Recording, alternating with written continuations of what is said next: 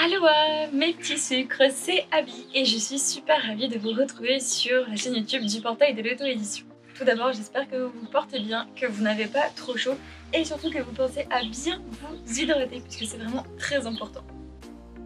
Pardonnez un peu ce décor particulier, cet angle particulier pour la vidéo. Je suis en plein déménagement en ce moment, donc il y a des cartons partout chez moi, c'est absolument le bordel. Donc j'ai préféré vous filmer voilà, juste ici, c'était un peu plus sympa, un peu plus verdoyant.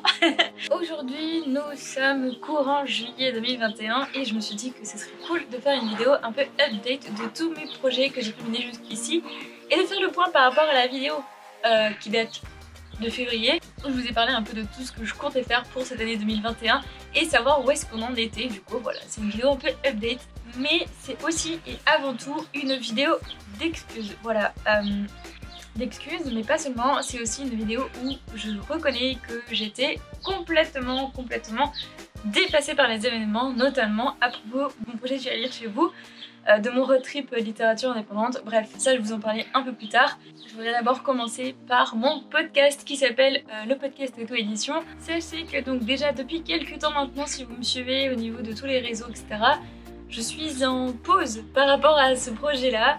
Alors pourquoi? Parce qu'en fait, depuis sa naissance, courant décembre 2019 et jusqu'à il y a encore quelques mois de ça, j'étais très régulière sur ce podcast, c'est-à-dire que je sortais un podcast tous les dimanches, parfois plus ces derniers temps d'ailleurs, enfin pas ces derniers temps mais avant que j'arrête, j'en sortais parfois plus d'un seul par semaine, sauf que ça demande du temps, de l'énergie, de la motivation, etc. etc. et j'étais complètement dépassée.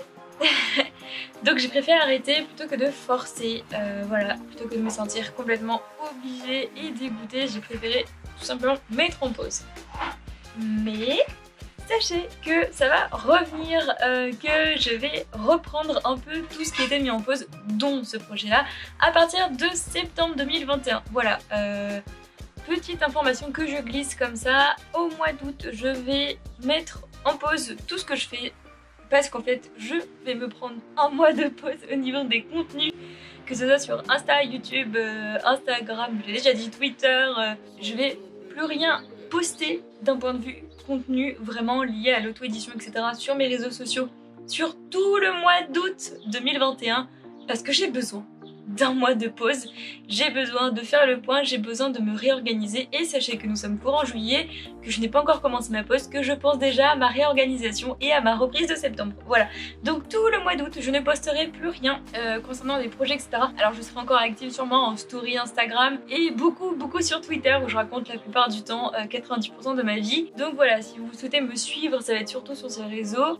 J'ai eu des mois difficiles ces derniers mois parce qu'en fait j'ai eu un gros pic de remise en question de légitimité, de syndrome de l'imposteur. Vous faites un bon, je vais dire un bon check-up, non, un bon mélange de tout ça, un bon mix, enfin bref, vous mélangez tous ces trucs là dans un checker, c'est le mot que j'ai cherché, dans un checker vous mélangez ça et ça fait un super cocktail que je ne recommande pas, vraiment pas, parce que du coup j'ai eu plein de moments de doute, des moments où même je voulais arrêter tout ce que je faisais, des moments où je me considérais comme la pire des personnes et que je ne méritais certainement pas les personnes qui me suivaient, ni encore moins les personnes qui me soutiennent tous les jours comme mon meilleur ami, ma meilleure amie et d'autres personnes formidables, etc.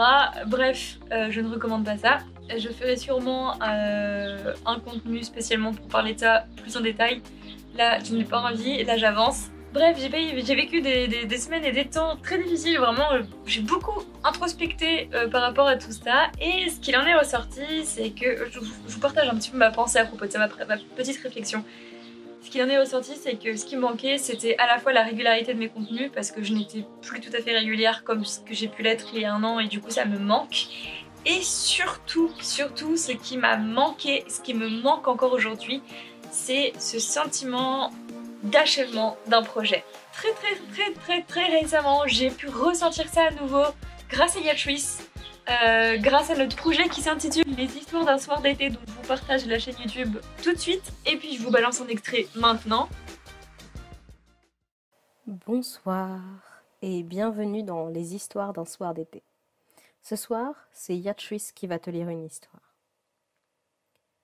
Il fait déjà nuit depuis longtemps au moment où je te parle. C'est ma première lecture ici. et je vais pas te mentir, j'ai un peu le trac. Dehors, il fait un peu plus frais. Les étoiles brillent et une légère pluie tombe encore. Je t'invite à bien t'installer, à te servir quelque chose à boire. Je vais te lire quelques nouvelles tirées d'un recueil qui s'appelle Contes et légendes du Nord. Il est écrit par Chloé de Fabrique Poche et joliment illustré par Mion Mion. C'est un projet que j'ai beaucoup aimé découvrir. Il s'agit de réécriture de contes et de légendes de Belgique et du nord de la France. Ces réécritures ont pour but de représenter des personnages queer, racisés, malades et handicapés, ainsi que gros et sexisés. C'est un recueil plein de bienveillance et de douceur. Toutes les informations des créatrices et du projet sont disponibles en description. N'hésite pas à aller voir. Tu es bien installé ? C'est parti.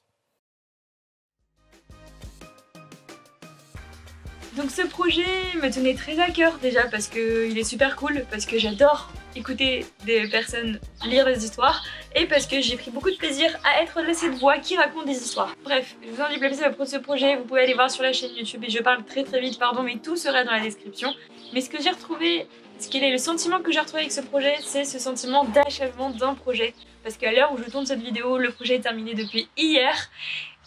Oui, depuis hier et je suis super contente et je ressens enfin ce sentiment d'achèvement et ça fait beaucoup de bien de pouvoir se dire que je suis capable de finir un projet et que c'était un chouette projet et que tout s'est plutôt bien passé et que c'était trop cool.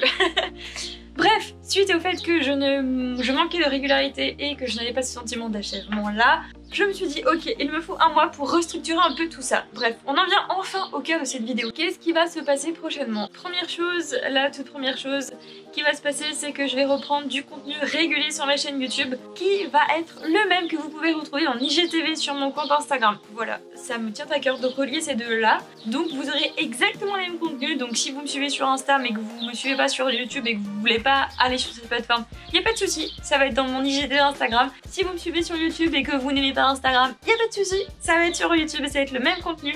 Deuxième chose, je vais reprendre du coup mon podcast sur l'auto-édition.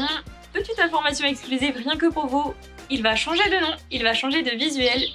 Et ce qui va changer de contenu, évidemment, il va glow up, il va évoluer. Donc voilà, je ne vous dis rien de plus, vous découvrirez ça en temps et en heure à partir de septembre. Troisième chose, j'étais partie pour être jury du lecteur du prix des étoiles de Libre Innova et c'est toujours le cas aujourd'hui. Je dévore des tas de bouquins, encore et je vais sûrement en dévorer encore plein au mois d'août, ça tombe bien, c'est les vacances.